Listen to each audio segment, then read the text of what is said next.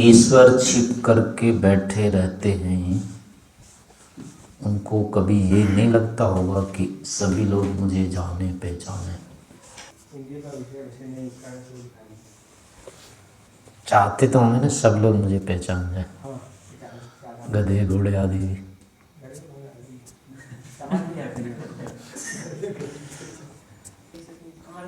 प्रश्न है कि वो दिखना चाहते होंगे या नहीं, सब लोग मुझे दिखना तो चाहते हैं, बस हमारा सामर्थ्य नहीं, केवल चाहने मात्र से।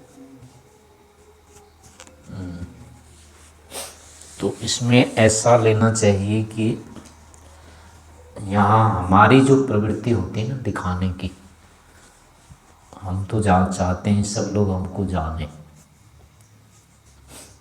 अच्छा, केवल मनुष्यों से संबंधित हमारी भी इच्छा होती है या पशु पक्षी सब हमको जाने, वहाँ भी होती है?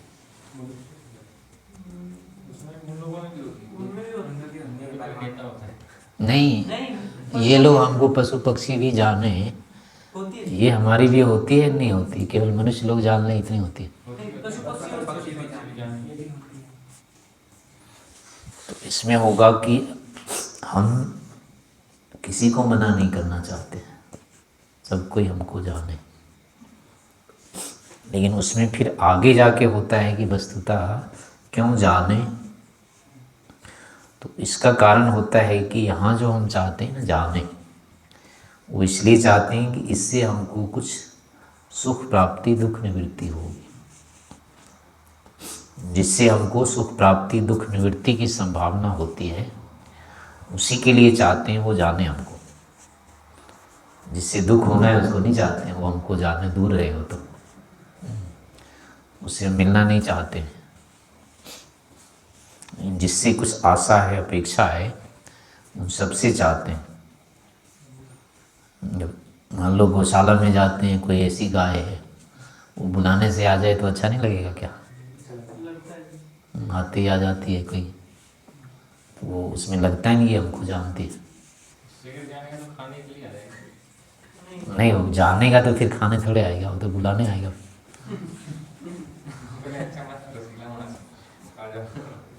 नहीं, वो जानेगा तो फिर तो वो होगा कि कहीं हम छिपना चाहेंगे, वैसा वाला जानना तो नहीं चाहते हैं, वो जान ले। सुख प्राप्ति और दुख निवृत्ति बताएं, उसी निमित्त से हम चाहेंगे केवल जाने। अगर कुछ लेने वाला हो तो हम कहेंगे नहीं मैं यहाँ नहीं हूँ, बाहर गए हुए हैं, बता देते हैं घर में, बोल दो यहाँ नहीं है। पिताजी कह रहे हैं चाहते हैं कि मुझे कम से कम लोग जाने, इसलिए वो छुपा छुपा रहते हैं। नहीं, वो ये इस रूप में तो चाहते हैं हमारा सामान खरीदने वाले सब हो गए, उस रूप में जाने उतना तो चाहते हैं। कंपनी का किसी का प्रचार करते क्यों है वो मिलना नहीं चाहते हैं, बस जनाना तो चाहते हैं, क्योंकि उनकी चीज़ बिकेगी तो थोड़े थोड़े के लिए तो चाहते हैं वो जाने हमको, तभी तो बिकेगा उनका। या ऐसे ही प्रशंसा के लिए भी चाहता है व्यक्ति, हर कोई जाने मुझे, लेकिन वो किसी को देने की दृष्टि से नहीं चाहेगा, कुछ मिलता हो तो जा समझेगा वो, यहाँ वो मुझे जाने, क्योंकि कुछ ले लेगा फिर मेरा, कम से कम नाम लेगा ना मेरा कि मैं हूँ। ये डाकू होते हैं या दुष्ट होते हैं, ये लोग डराते हैं धमकाते हैं, किस लिए? अपने नाम के लिए कराते हैं, वो हमको जाने इस रूप में, ताकि कहीं बाधा ना उपस्थित कर दे वो हमको। तो हमारा जो जानने का अभिप्राय या प्रयोजन होता है वो अपने को कुछ प्राप्ति के लिए होता है, तो उस निमित्त से हम यहाँ चाहते हैं कि हमको वो जाने। और जहाँ ये नहीं हो, दुख की संभावना हो, सुख प्राप्ति दुख निवृत्ति नहीं हो, तो उसके लिए हम नहीं चाहेंगे कि वो हमको जाने। तो जनाने का निमित्त यही होगा, ये हमारा होता है यही।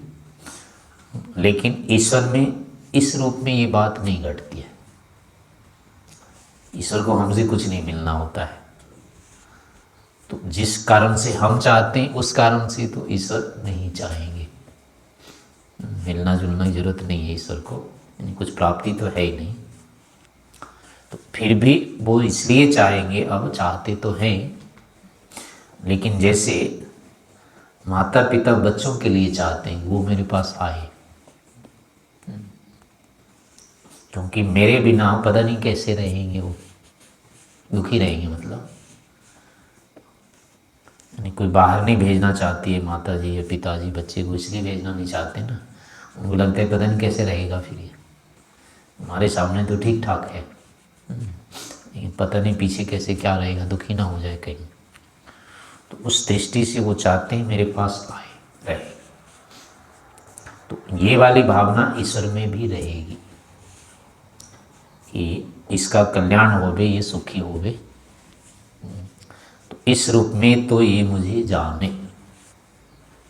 तो अच्छा है, जान ले तो अच्छा है, लेकिन कुछ पाने की दृष्टि से नहीं होगी ईश्वर में, देने की दृष्टि से तो होगी।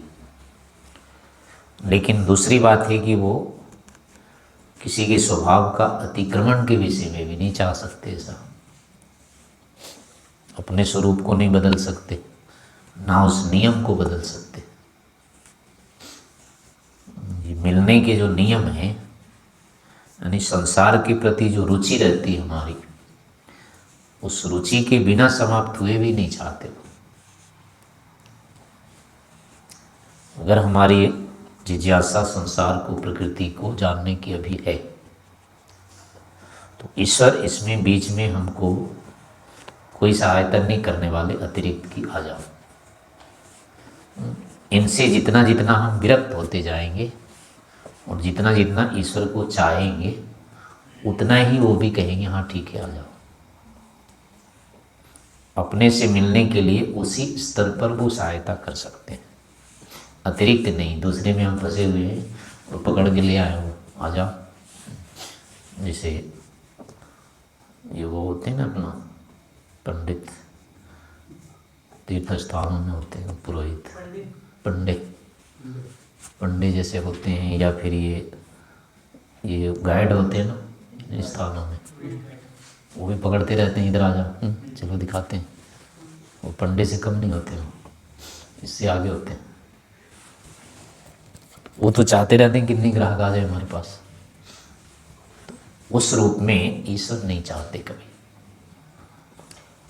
लेकिन जीवात्मा प्रकृति से छूट करके मुझमें कि मेरे प्रति आकर्षित होवे, ताकि इसको दुख नहीं होवे, दुखी नहीं हो। ये इस रूप में ईश्वर की इच्छा रहती है या रहेगी।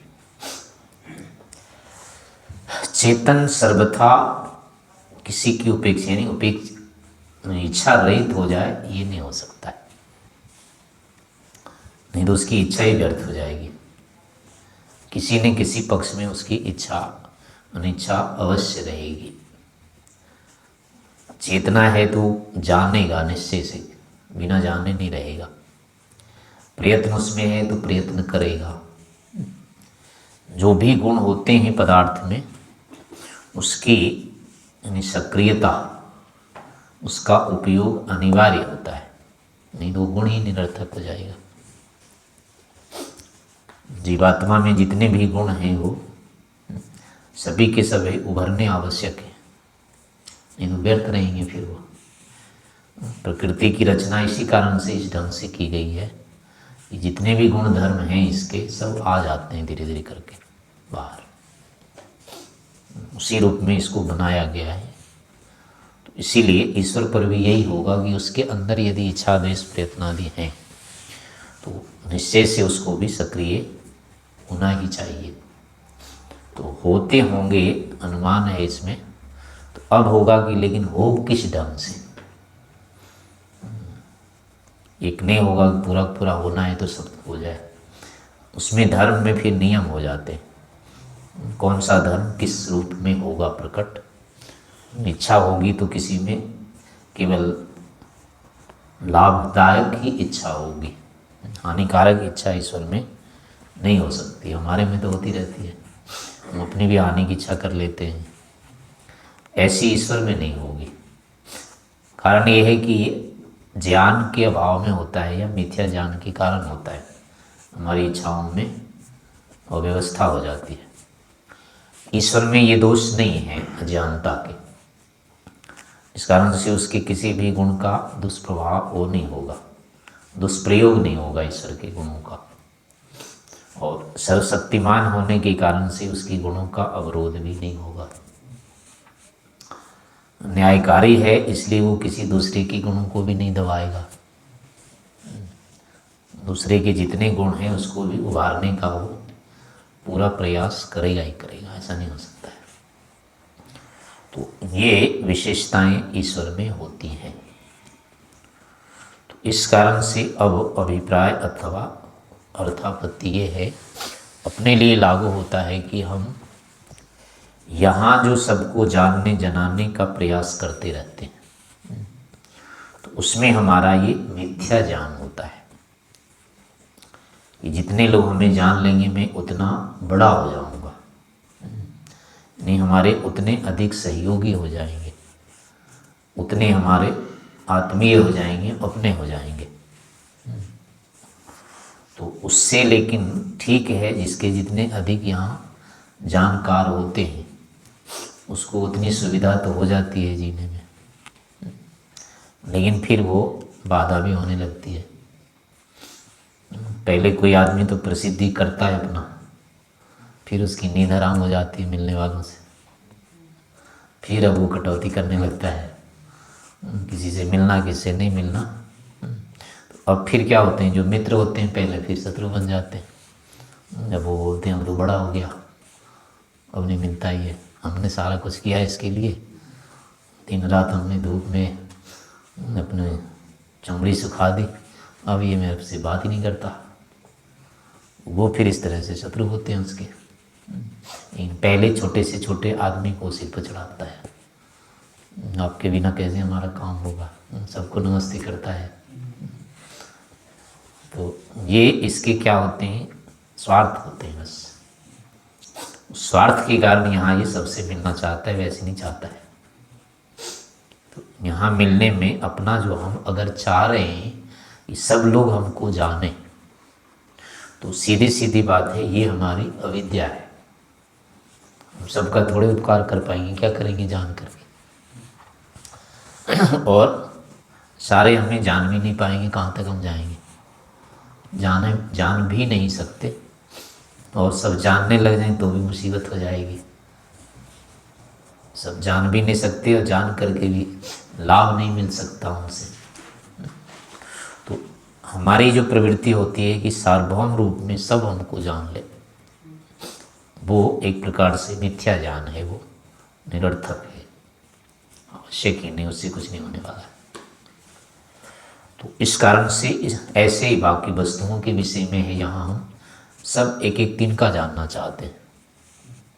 उसमें यही होता है कुछ मिल जाएगा, थोड़ा इसमें मिल गया, थोड़ा उसमें मिल जाएगा और मिल जाएगा, लेकिन ढूंढते ढूंढते सारे में कुछ नहीं मिलेगा।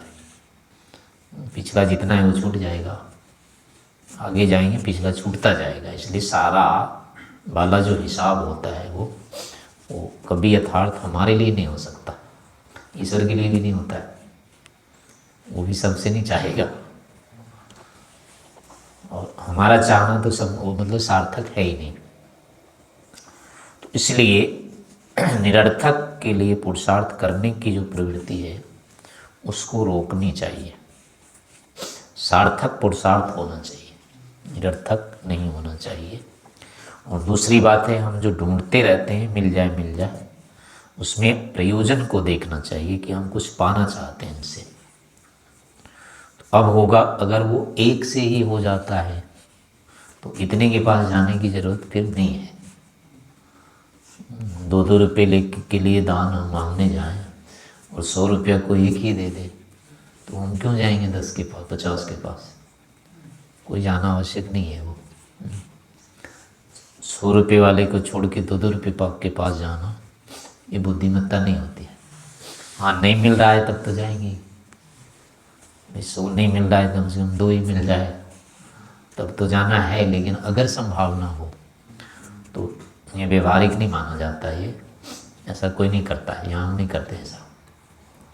तो यहाँ भी यही हाल है, नहीं हमारे लिए लाखों करोड़ एक ही देने वाला है, लेकिन उसको छोड़ करके हम 5-5 के लिए भटक रहे हैं, 2-2 रुपये के लिए।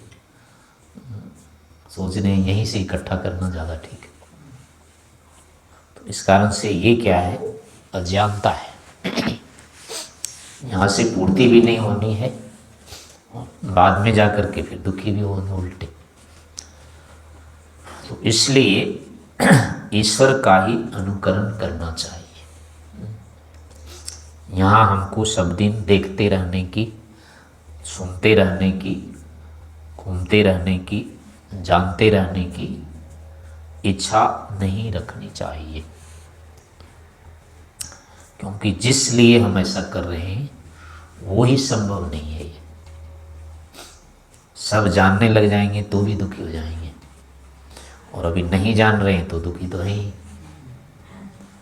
ना जानने का दुख अभी ये कोई नहीं जानता हमको, जब सारे जानने लग जाएंगे तो भी दुख होगा। कहाँ किसको समय दें, किसका क्या करें। तो इसलिए यहाँ किसी भी ढंग से पूर्णता नहीं आती है, अधूरापन हर क्षेत्र में यहाँ रह ही जाता है। तो इस कारण से लोक का जो होता है कोई भी व्यवहार अंततः अंतिम रूप से हमारे लिए अनुकूल नहीं पड़ता है।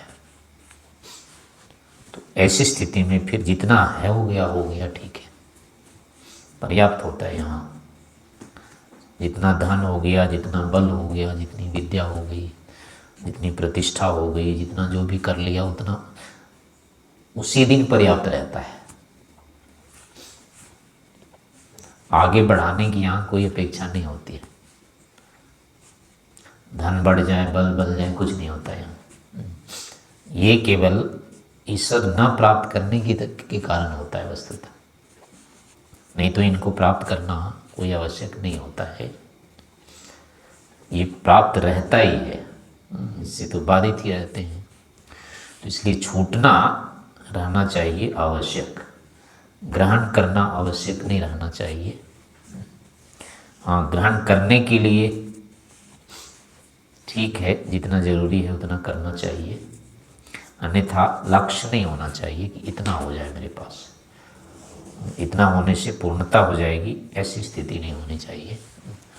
तो इसी रूप में पदार्थों का संग्रह करना चाहिए और ईश्वर की प्रधानता रखनी चाहिए, वही हमारे लिए प्राप्य होता है, प्रधान होता है।